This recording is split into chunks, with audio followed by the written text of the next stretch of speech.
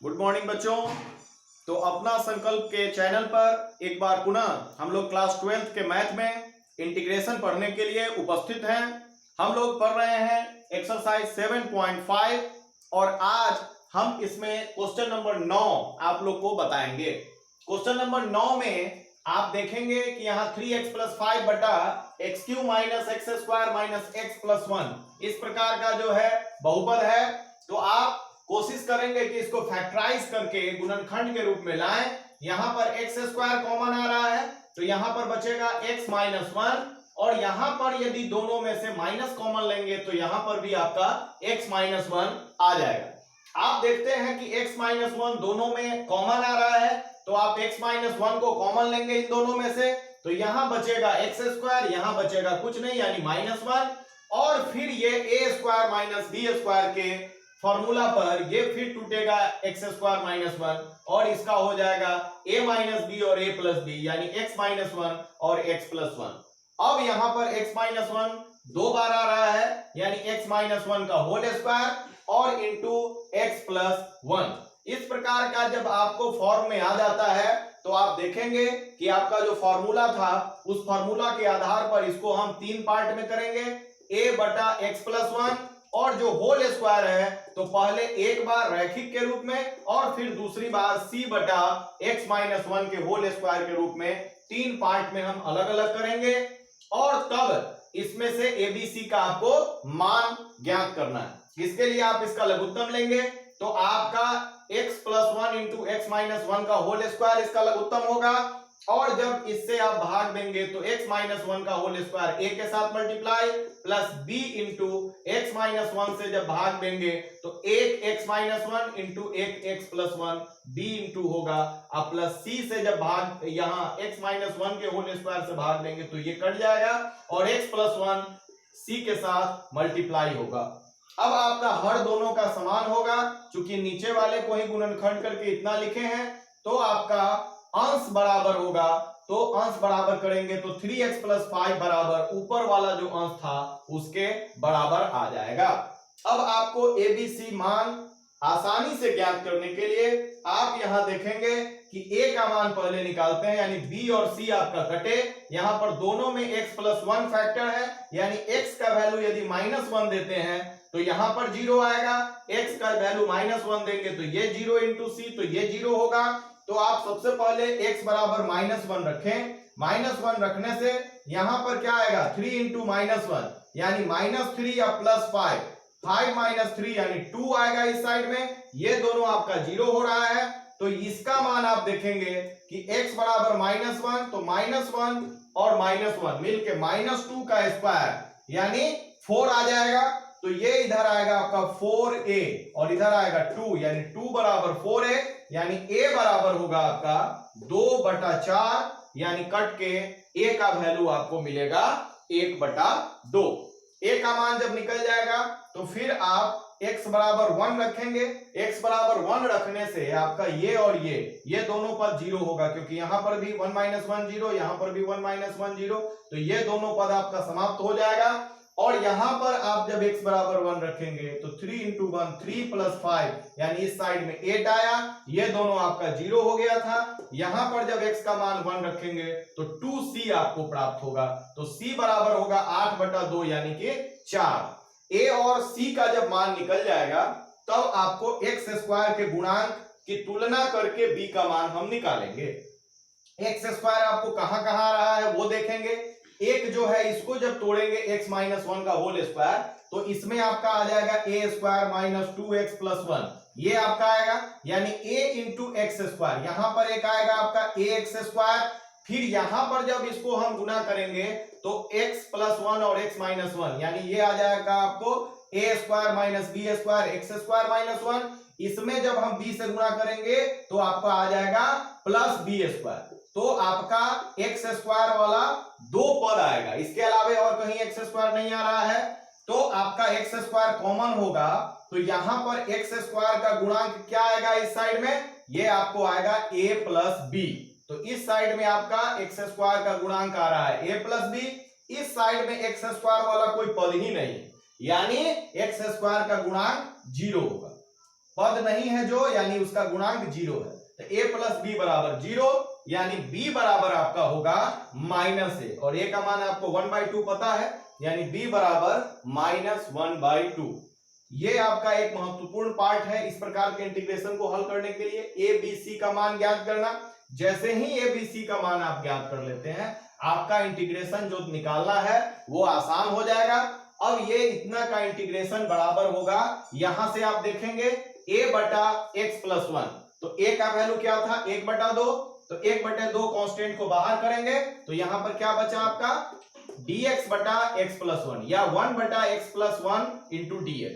फिर यहां पर b का वैल्यू क्या है -1/2 है, -1/2 को बाहर करेंगे और यहां पर x -1 था तो dx बटा x -1, प्लस c का वैल्यू क्या था 4, तो 4 को बाहर करेंगे और यहां dx बटा x -1 का होल स्क्वायर। तो इस प्रकार आपका बैठ जाता है इंटीग्रेशन पे।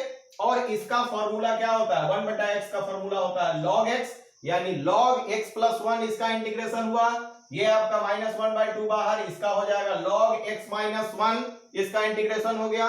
और ये जो है ये आपको x माइनस 1 का पावर क्या हो जाएगा -2 हो जाएगा जब ये ऊपर जाएगा। तो यानी x का पावर n वाले फॉर्मूला पर इसका इंटीग्रेशन निकालेंगे। x के पावर n वाले का इंटीग्रेशन क्या होता है, ये आपका जो है 4 बाहर है और ये x का पावर था -2, तो ये इसका जो है +1 ऊपर में और फिर +1 नीचे में, यानी -2 + 1 ऊपर पावर और -2 + 1 नीचे, ये आपका इंटीग्रेशन होगा। अब plus integral constant plus c हम लिख रहे हैं। यहां पर आप देखते हैं कि इन दोनों में 1/2 आपका कॉमन निकल जाएगा, क्योंकि दोनों में 1/2 है, तो यहां बचेगा आपका log x plus 1 minus log x minus 1। और आपको पता है कि log m minus log n बराबर log m बटा n, यदि माइनस में रहेगा तो बटा में जाएगा, तो यहां पर आपका log m बटा n यानी log x प्लस 1 बटा x माइनस 1 हो जाएगा। और यहां पर आपका -2 + 1 मिलके -1, यहां पर भी -1, यह 1 का कोई वैल्यू नहीं है, यानी केवल साइन यहां पर लगाएंगे तो ये -4 हो जाएगा। और ये किसी चीज का पावर इनवर्स यानी -1 होगा, यानी वो चीज बटा में चला जाएगा, तो x - 1 बटा में चला आया, ये साइन यहां चला आया, तो 4 बटा x - 1 प्लस c इसका आंसर हो जाएगा। अब इसका क्वेश्चन नंबर 15 है कि 1 बटा x का पावर 4 माइनस 1। अब x का पावर 4 माइनस 1 है तो इसको हम 1 बटे x स्क्वायर का स्क्वायर माइनस 1 लिख सकते हैं, और तब इसको a square minus b square के रूप में तोड़ेंगे तो एक बार आपका a की जगह पर x स्क्वायर है यानी x स्क्वायर माइनस 1, और दूसरी बार आपका हो गया x स्क्वायर प्लस 1। तो इसको आप पहले इस रूप में तोड़ेंगे और फिर पुनः x स्क्वायर प्लस 1 को छोड़ देंगे और आपका ये एक a square minus b square के रूप में पुनः टूटेगा, एक बार और टूटेगा, तो एक बार a माइनस बी और a प्लस बी फिर होगा, तो x minus 1 into x plus 1।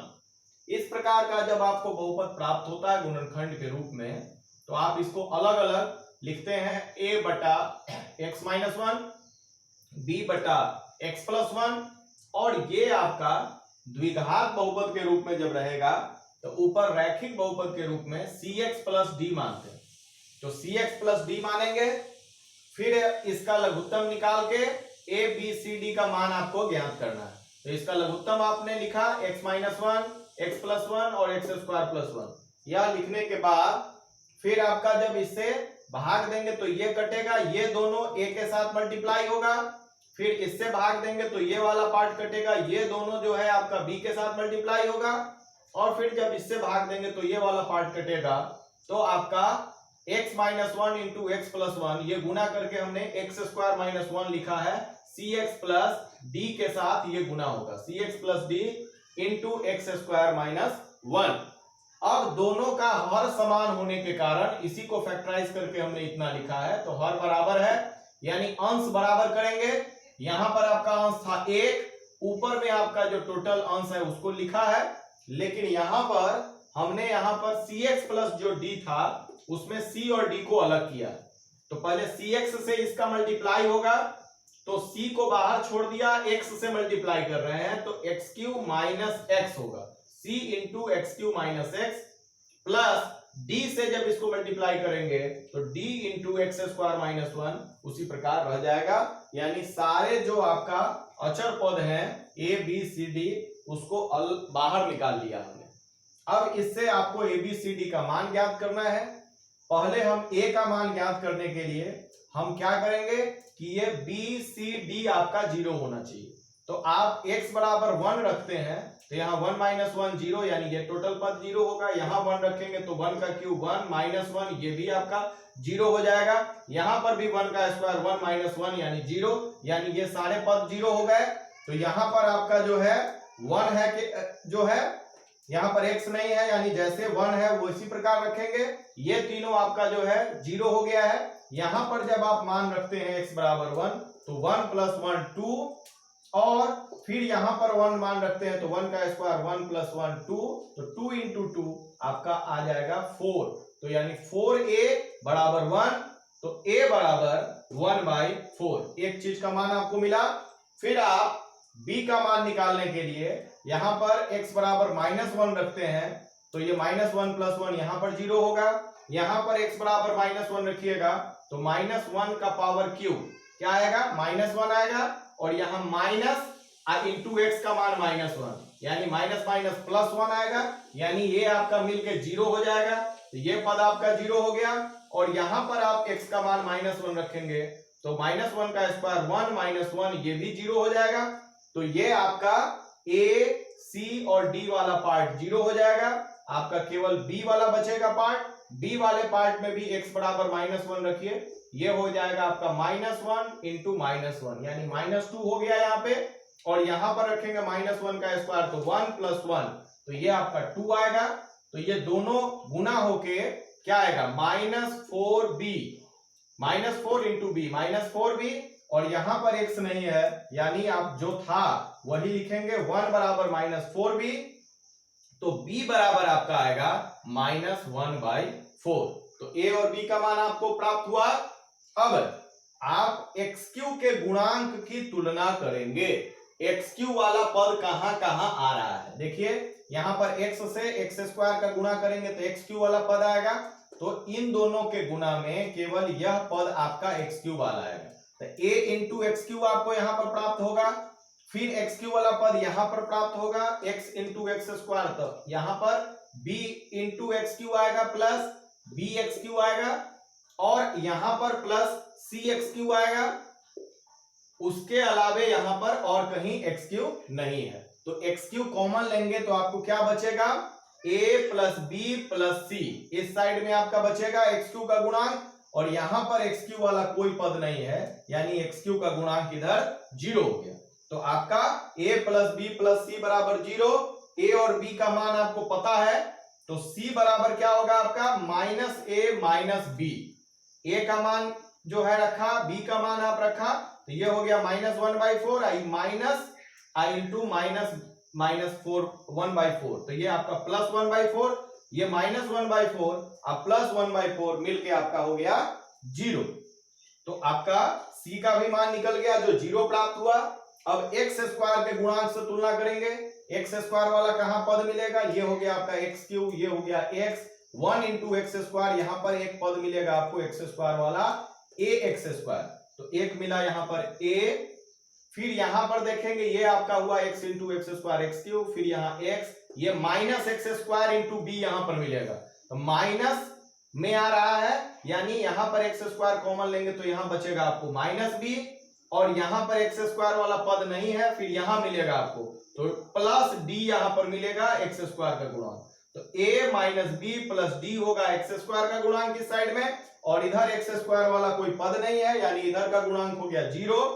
तो आपको d का मान निकालना है तो d बराबर d को छोड़ दिया इधर इसको दोनों को उधर ले गए तो -b उधर गया तो +b और a उस साइड गया तो आपका -a तो b माइनस a हो जाएगा आपका d बराबर और b का मान आपको कितना था -1/4 था a का मान कितना था 1/4 था तो यहाँ पर माइनस लगा तो -1/4 ये दोनों मिलके हो जाएगा -2/4 और ये कट के आपको आ जाएगा 1/2 तो ये आपका आ गया -1/2 d का वैल्यू।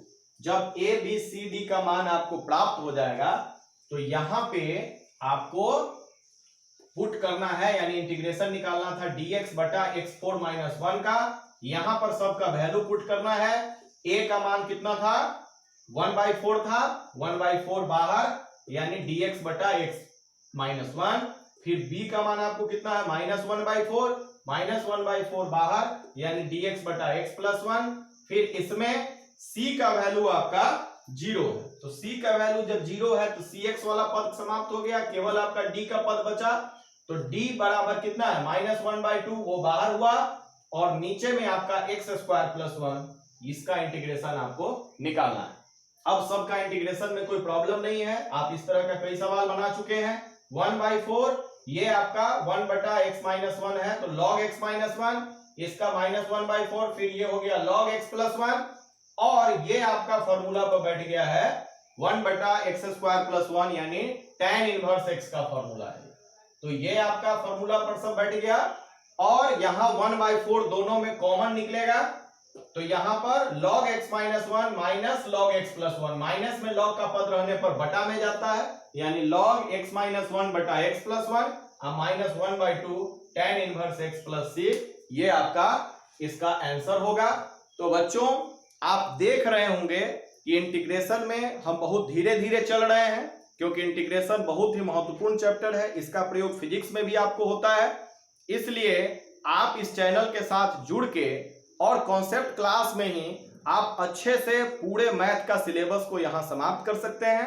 आपसे यही अपील है कि आप शिक्षा का दिया को और आगे बढ़ाइए और अपने दोस्तों में इसको शेयर कीजिए, और जो आप निःशुल्क यह शिक्षा प्राप्त कर रहे हैं, आप जो सीख रहे हैं, यही हमारा मेहनताना है।